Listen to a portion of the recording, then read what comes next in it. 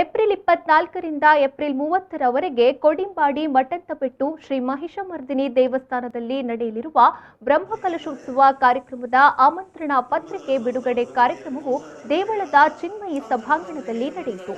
ಸಭೆಯ ಅಧ್ಯಕ್ಷತೆ ವಹಿಸಿದ್ದ ಬ್ರಹ್ಮಕಲಶೋತ್ಸವ ಸಮಿತಿಯ ಅಧ್ಯಕ್ಷ ಉದ್ಯಮಿ ಅಶೋಕ್ ಕುಮಾರ್ ರೈ ಕೊಡಿಂಬಾಡಿಯವರು ಮಾತನಾಡಿ, 14 ವರ್ಷಗಳ ಬಳಿಕ ಮತ್ತೊಮ್ಮೆ ಇತಿಹಾಸ ನಿರ್ಮಿಸುವತ್ತ ತಾಯಿ ಮಹಿಷಮರ್ದಿನಿಯ ಈ ಪಾವನ ಪುಣ್ಯಕ್ಷೇತ್ರ ನಿಂತಿದೆ ಎಂದು ಆಮಂತ್ರಣ ಪತ್ರಿಕೆ ಬಿಡುಗಡೆಗೊಳ್ಳುವುದರೊಂದಿಗೆ ಬ್ರಹ್ಮಕಲಶೋತ್ಸವದ ಕಾರ್ಯ ವೇಗ ಪಡೆದುಕೊಂಡಿದೆ ಎಂದು ಹೇಳಿದರು.